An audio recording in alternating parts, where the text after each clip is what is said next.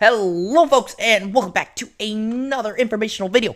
I am your host, who is, of course, a host. And today we have 4 topics as of mid-April, which today is April 12th, 2026, that we are going to get into. Now, I will be doing, this is the first time I'm going to do it for a video, but we are going to, I'm going to be indicating this here. I'm going to be indicating to myself when I put this finger up. That's going to indicate a chapter. We're going to do chapters now. Because what I realized is, I have 4 things of information, but I only talk about them at certain points of the video. So I realized I need to start putting it out, because maybe someone's here for only one piece of information, right? You know? So anyways, getting into it. As of mid-April 2026, the crypto landscape has moved past the pure hype phase, as you should all know, of previous years, and is deeply integrated with traditional finance and emerging tech like AI, right? And so, the 4 biggest topics of the day in crypto, we'll start with number 1, is the rise of AI-driven blockchains, which is a huge topic right now. I'm going to keep fixing this. I feel like, because I want it to kind of go like this. Kind of like Neo in the Matrix, you know? Woo! Well, it wants to go like this. That's boring, because I don't have a tie under here. I should get a tie under here. Where was I? Right, so the rise of AI-driven blockchains, right? So, the most dominant narrative this year is the convergence of artificial intelligence and decentralized physical infrastructure, DePIN. We are currently seeing projects like use blockchain to manage autonomous logistics and decentralized computing power for AI models. And it's no longer just about trading, it's about crypto providing the plumbing for AI-run services. So that's going to be our first topic today. Our second topic today has to do with Solana, SOL, and this scalability standard, right? As while it was once called an Ethereum killer, Solana has matured into its own powerhouse in 2026. And so why is it rising? Well, it has recently surpassed major competitors in transaction volume and currently undergoing its Alpenglow protocol upgrade. And so the current state is that investors are focusing on its high throughput and low fees, right? Right? And making it mainly for lack of a better word, the primary hub for retail decentralized finance, DeFi, and high-volume gaming applications. Which, as you can see, if you couldn't tell, as soon as I get free, I'm gonna be excited. Oh, man, which means next weekend, whenever that is, right? The third topic we're gonna get into today is tokenization of RWA, which, if you didn't know already, is real-world assets. So, traditional banks and financial institutions have moved from experimenting to full-scale tokenization, and this involves putting real-world assets. Is there a thing up here? No, there's not. Man, from experimenting to full-scale tokenization, and this involves putting real RWA like real estate, treasury bonds, and carbon credits directly onto the blockchain. And this shift is bringing massive amounts of old-world capital into the crypto ecosystem, providing more stability than the volatile meme coins cycles of the past, right? And then the fourth topic we're going to end today is about Ripple XRP and the regulatory clarity and the global settlement. So, after years of legal battle, which is huge news in crypto community and crypto ecosystem as well, so if you're into crypto, you should know about this, but if you don't, there's been a bunch of legal battles about whether XRP was a security or not, which is why the SEC is currently rolling out their crypto regulation thing and Clarity Act right now through Congress. So, anyways, after years of legal battles, XRP is back at the forefront of the conversation as a top-performing asset in 2026. So why it's rising? Well, with increased regulatory clarity in the US and globally, Ripple has solidified its role in cross-border settlements. And the current status is that, unlike many tokens that are purely speculative, XRP is being utilized by financial institutions for near-instant settlements, driving its market cap to new highs as it competes for a spot among the top 3 non-stablecoin assets. And then, yeah, that's our 4 topics. I mean, there's not much more to be said except for us to go in. So, and I'm putting the finger up so that I know. When I see this while I'm editing, when I see this finger up, I know this is where I should put the first chapter. And so the first chapter is where we're going to be expanding on topic 1. And that is the convergence of artificial intelligence and decentralized physical infrastructure networks, which have become the definitive crypto trend of 2026, as this isn't just about trading anymore. It's about blockchain providing the physical and computational backbone that AI requires and has been requiring to function at a global scale. So here's a deeper look at how the synergy is reshaping the industry.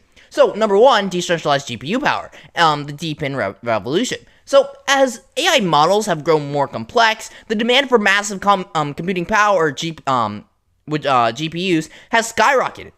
And it's leading to shortages in centralized data centers like Amazon, AWS, or Google Cloud.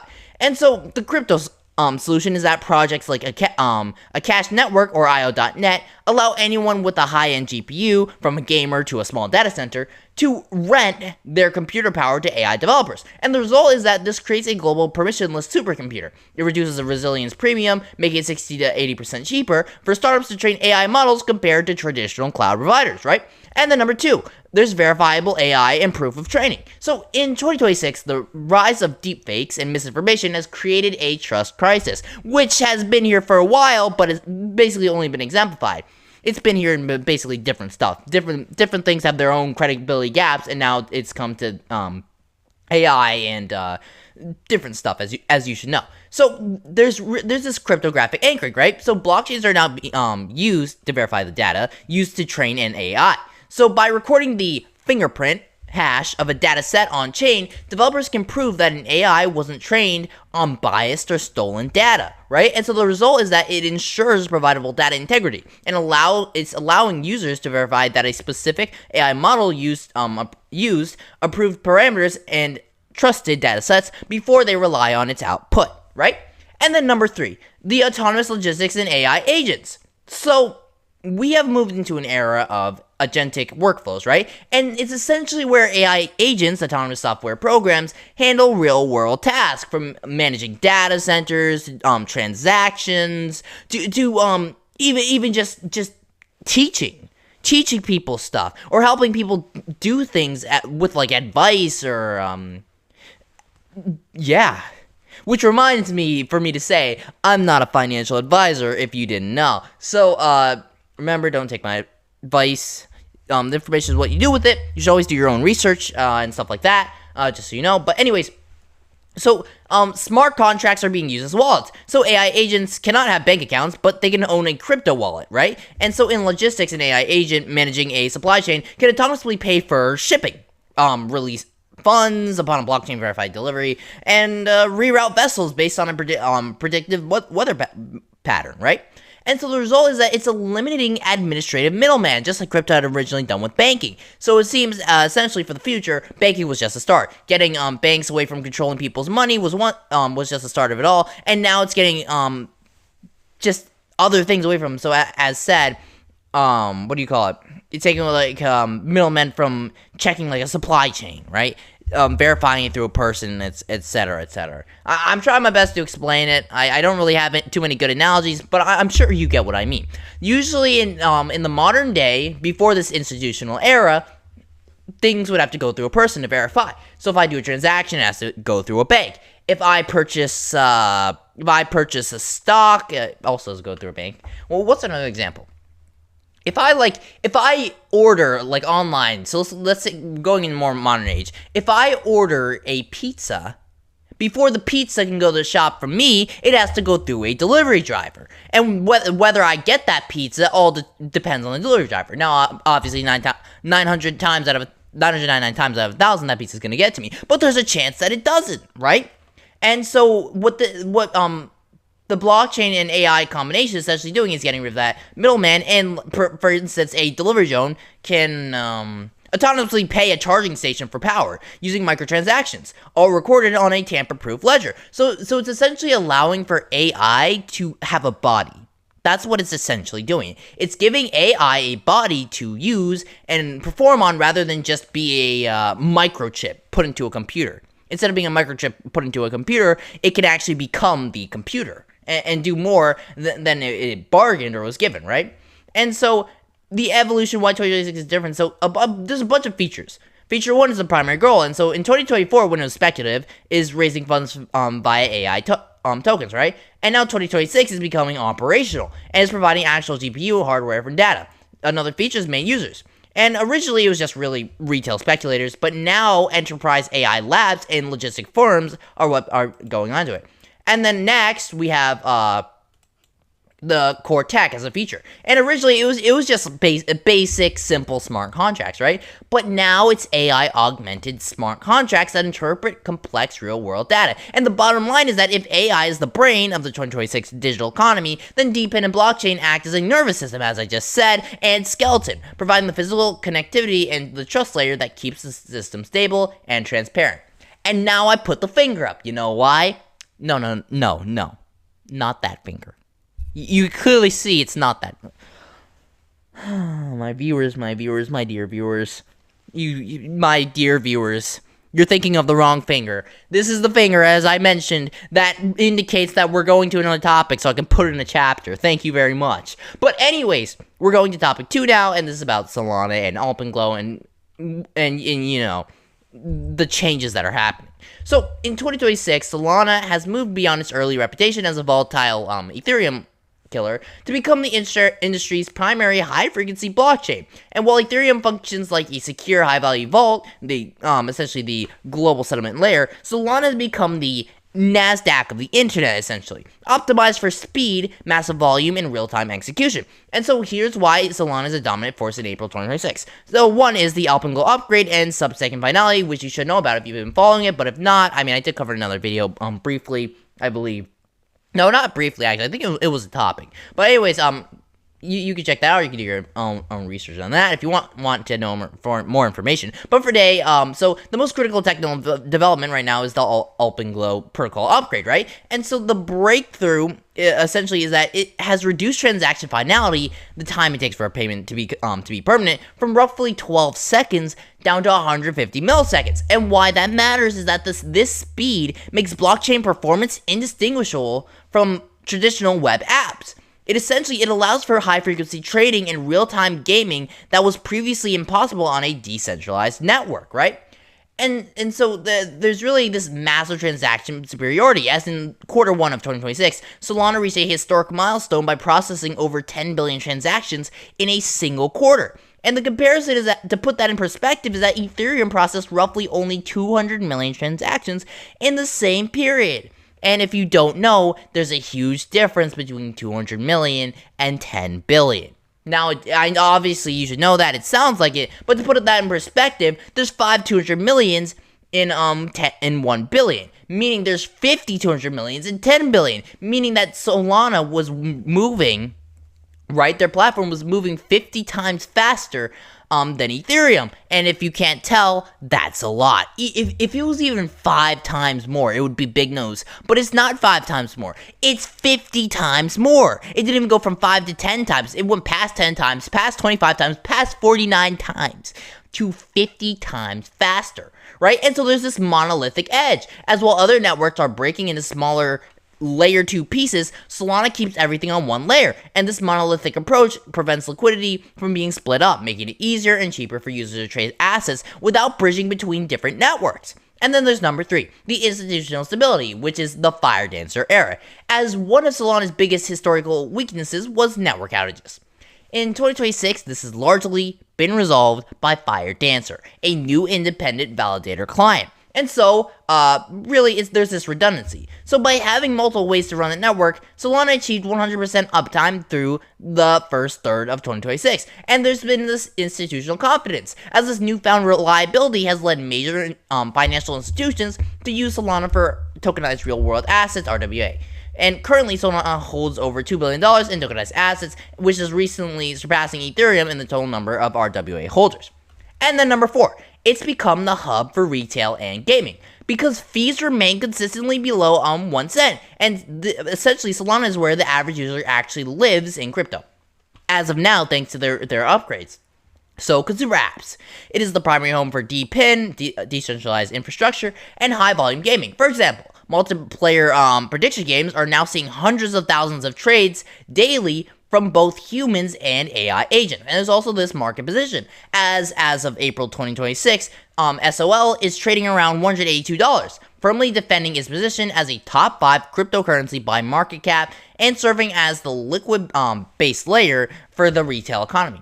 And so, for Solana versus Ethereum, the 2026 roll split, here are some features. The first feature is primary use, and so for Ethereum, it's a high-value settlement and corporate reserves. As for Solana, it's retail trading, gaming AI, and payments, right? So Ethereum is kind of that classical, sort of like a classical, like a classic person, a Victorian person, while Solana is moving into that 50s, I wouldn't say 50s, I would say,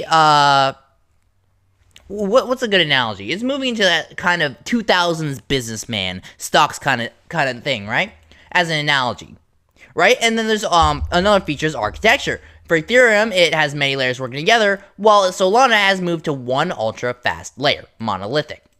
As for transaction fee, Ethereum is currently on a $1 to $10 plus on layer 1 for Ethereum.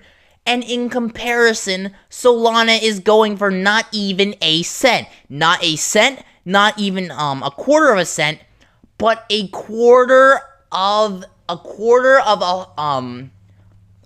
whole second. I mean, of a cent, not second, of a cent. So it is 0.000, yes, that is 4 zeros with a point between the first and the second, 25 cents on average. And the finality is Ethereum is taking 12 minutes, meanwhile Solana is taking 150 milliseconds, right? And so that is going to end on topic 3. I hope that information was helpful for you if you just seeing for that. But that essentially summarizes everything for Solana. Their upgrade is revolutionary and is really changing the institutional era. And it's really set this new standard for a lot of crypto. As if other cryptos, such as websites like Ethereum, don't follow suit in what they're doing or find a solution that's even better than what Solana's doing, they're gonna go out of business. I don't know about you, and I've talked about this, but there's been this silent migration of people, and even logically, I would do this too, where if I can save, let's say, if I can save 2 seconds on something, if I can save $5 in transaction fees, $10 in transaction fees, right? If I can do any of that, I'm taking the chance. I'm looking, these margins are no longer small. They seem small. 2 seconds seem small. I mean, 2 seconds just goes by like that. But in trading, that means everything. Those 2 seconds can mean the difference between me making $1,000 and me making $100,000 nowadays, if you know what I'm saying. So that the old school platforms, the old school way of doing is going to be done away with, and the institutional era is going to see a huge change as it's changing the current era that we're in. And well, even no. The past era that we were previously in, because if we're being honest, the institutional era is right now. So anyways, we're going to go to our third topic. The finger is up, not that finger. The finger is up to indicate that we're going there, and that is the shift toward RWA, which is being called the Great Migration of Capital. As in 2026, we have moved from a small-scale pilots to a market where over $27 billion in tangible value from government bonds to physical gold lives on chain. And here is how this third topic has fundamentally changed the financial landscape this year. So 1, the institutional gold standard with BlackRock's BUIDL. So the definitive catalyst for this trend has been BlackRock's BUIDL fund, right? As the integration, and as of April 2026, the fund has exceeded $2.9 billion in assets, and it allows institutional investors to hold US Treasury bills as digital tokens on the Ethereum and Solana blockchains. And so why is this a game changer? Well, for the first time, Wall Street can trade these assets 24/7 with instant T+0 settlement, and by bypassing the traditional 2-day waiting period. And so BlackRock even began trading on BUIDL directly on decentralized exchanges like Uniswap X this year, effectively merging TradFi, traditional finance, with DeFi, decentralized finance, right? And so number 2 is that it's democratizing private markets. As before 2026, investing in high-yield private credit, commercial real estate, or fine art was reserved for the ultra-wealthy, right?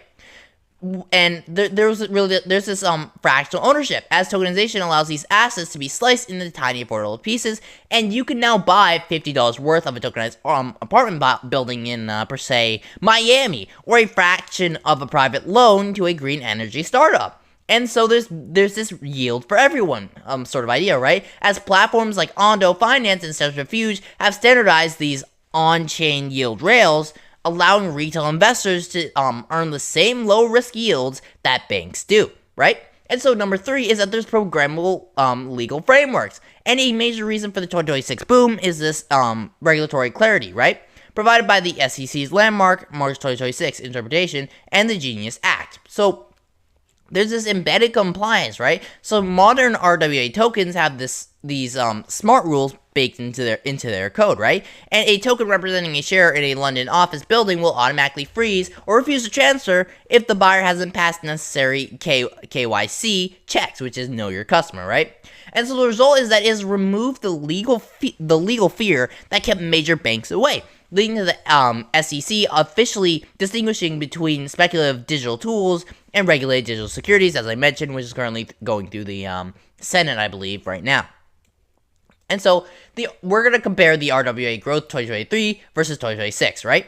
And so we're going to start with asset class. And the first asset class is tokenized treasuries. The market size at the end of 2023 was around $700 million. And the market size of April 2026 is around $12.67 billion, right? So another asset class is tokenized gold. And so the market size at the end of 2023 was $900 million, and now it's $2.4 billion. And finally, we have the total RWA market, and at the end of 2023, it amounted about $1.9 billion. The market size as of April 2026 now amounts to about $27.59 billion, right? And so why this matters for the average user is that in 2026, the benefit isn't just for billionaires, because these assets are on-chain. They are composable. So for example, you can hold a tokenized treasury that earns 5% interest annually and then use that exact token as collateral to take out, per se, a low interest loan in USDC, a stablecoin, right? And so your money is essentially working in two places at once, earning safe government interest while remaining liquid enough to use for other investments. And this transition has made crypto more stable. So instead of the entire market crashing when a meme coin fails, the ecosystem is now anchored by billions of dollars in real-world productive assets. And so really with that is oh my gosh. No, my brain just froze. I don't even know. Forget that. Whatever I was going to say, I don't remember, but that basically sums up our information for topic 3, and we're now going to get into topic 4. Yes, it is up, as I will remember to put in, what was it? The chapter, yes, the chapter. So anyone who's not just watching this video through straight can immediately get to the news, right? So, the next is about Ripple XRP. So as of 2026, Ripple XRP has transitioned from a legal underdog into one of the most structurally important assets in the crypto space, as you should know. So the conversation around XRP has shifted entirely from will it survive the SEC to how quickly can it replace legacy banking rails. And so here's the expansion on why XRP is a top 4 topic right now. So 1, there's the Clarity Act and institutional inflows. So the primary driver for XRP this year is the finality of its legal status. Following the conclusion of its long-running lawsuit, the Clarity Act of 2026 has officially codified XRP as a non-security. And so the result is that this unique regulatory status has made XRP a safe haven for institutional capital. And so in early 2026, we saw a launch of spot XRP ETFs, which absorbed over $1.3 billion in their first 50 days alone. And so why it matters is that major US banks that previously sat on the sidelines are now integrating XRP into their internal Nostro Vostro systems to settle international payments instantly. And then number 2, there's the RLUSD stablecoin and liquidity. As Ripple officially launched its own stablecoin, RLUSD, which is Ripple USD, which has quickly become a cornerstone of the XRP ledger, XRPL, right? And so the backing is that as of April 2026, RLUSD holds approximately $1.57 billion in reserves, verified by third-party audits from firms like Deloitte, right? Which is spelled DELOITTE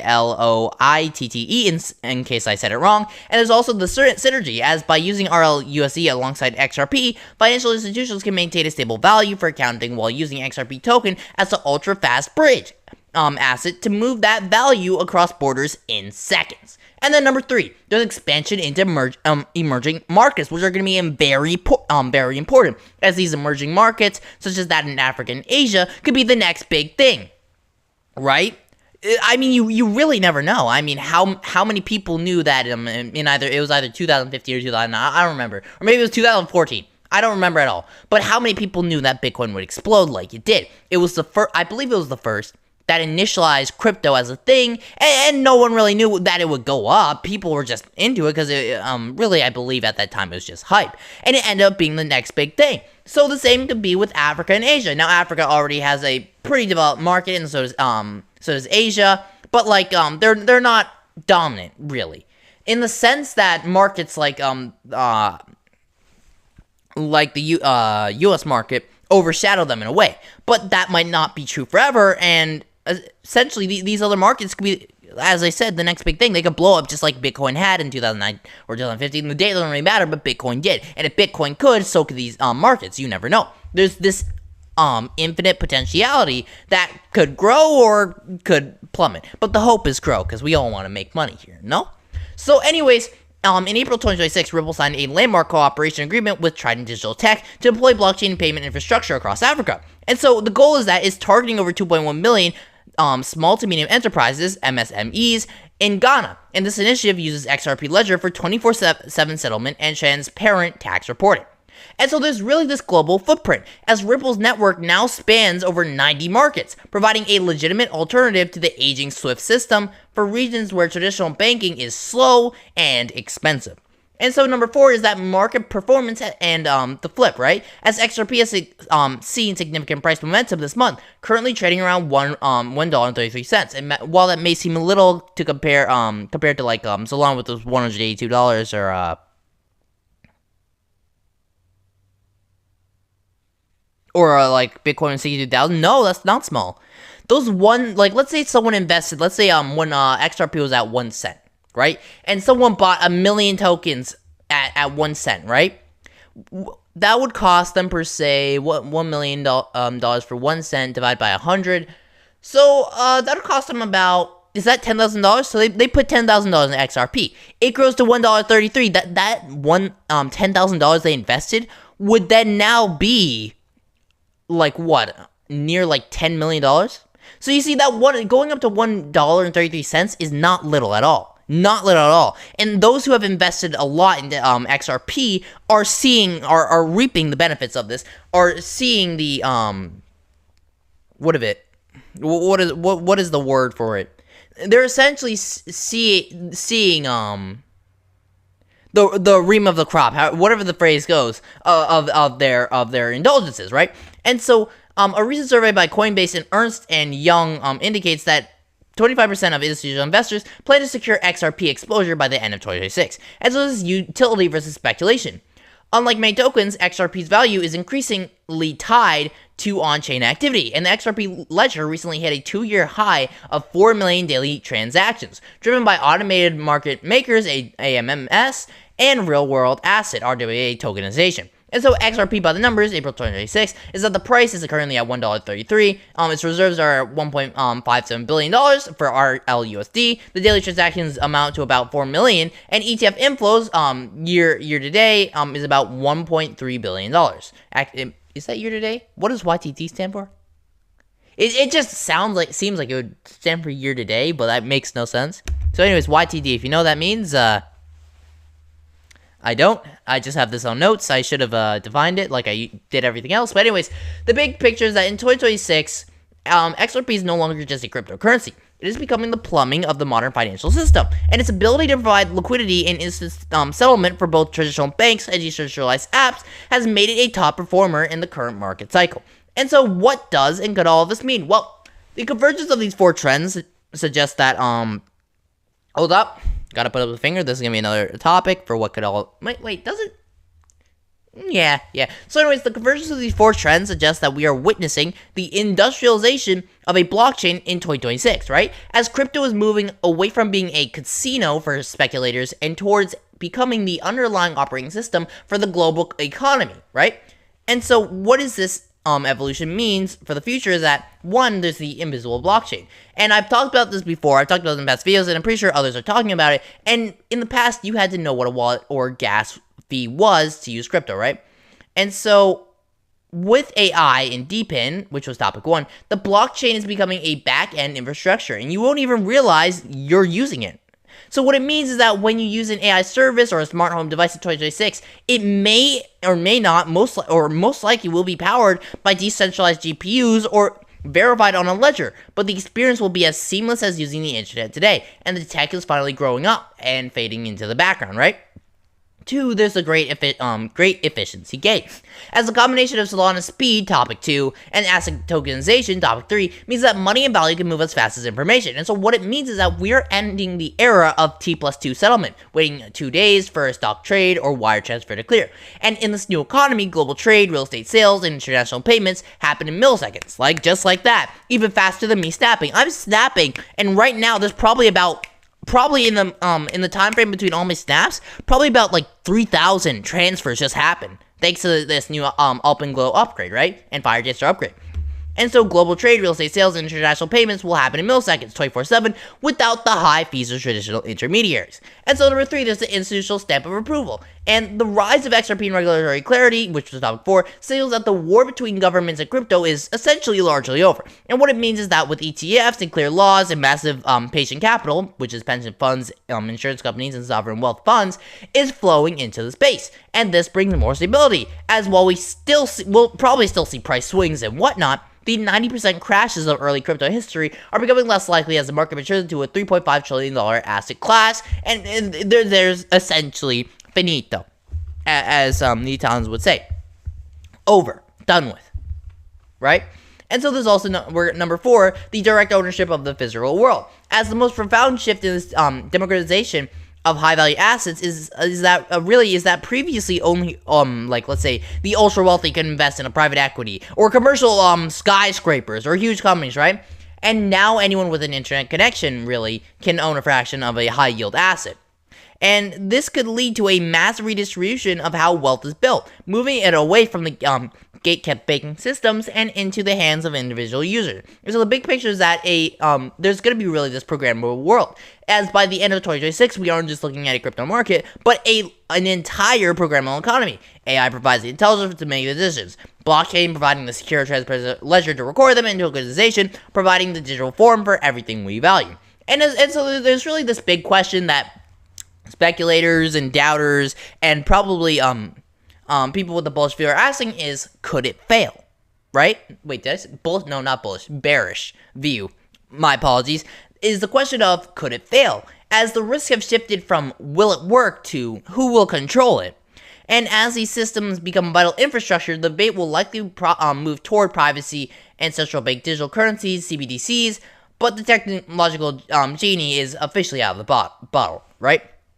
And so, honestly, in my opinion, remember, I'm not a financial advisor, so you don't take my words for literally. If we want to keep everything without a middleman, not government controlled, as crypto is made to be, I think the future is more than likely moving to, and then one country can't just control everything. I don't think other countries are going to allow that. I don't think the US, UK, Russia, and whatnot, even Brazil, Africa, are gonna stand for per se China controlling this entire industry. I don't think that's gonna happen. And China and UK won't stand for Russia controlling the entire system, right? So I honestly think for the future, what's gonna happen is there's gonna be a unified agreement, probably something signed, to have an AI created by multiple companies or one company, right? One trusted source, an AI is going to be created that is going to be essentially given one purpose, that's to control this network. And so the network is going to be controlled by an AI whose purpose is to run it and whatnot, govern it without bias and et cetera, hopefully it doesn't get hacked. But essentially, I think an AI is really going to be doing that. And this AI is going to do what otherwise a country or government would do with crypto, allowing it to essentially not be controlled by humankind, which really, if we think about it, is really what people want.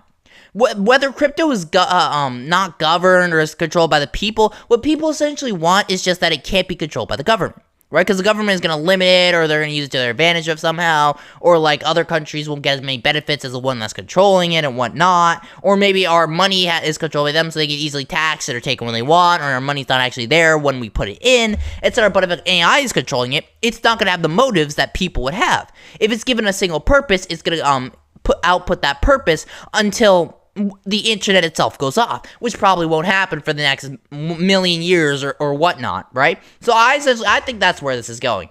And so the web sources that we're going to end our video shortly, but the web sources where all this information was gotten is, what do you call it? We have, crypto.com and forex.com, DCX and Coin Bureau, DL News and Disruption Banking, MEX News and Bulldog Law, and The Motley Fool, and finally, BitGet News. Not Bidget, BitGet News, right? So that's essentially where we got information from. Remember, this information is what you do with it. This is where I'm going to end today. I hope this information was helpful for you, or somewhat informative. If you watched this far, I would appreciate a like or a subscribe. That would be nice. That would be very nice. But I don't expect it, because I don't believe I've been on this grind, right? We've posted a video every day for the past 5 days or 6 days, I believe, right? Except for one, because my video audio just went out. Totally sucked, but anyways. And we've gotten only 2 views. One of them was me.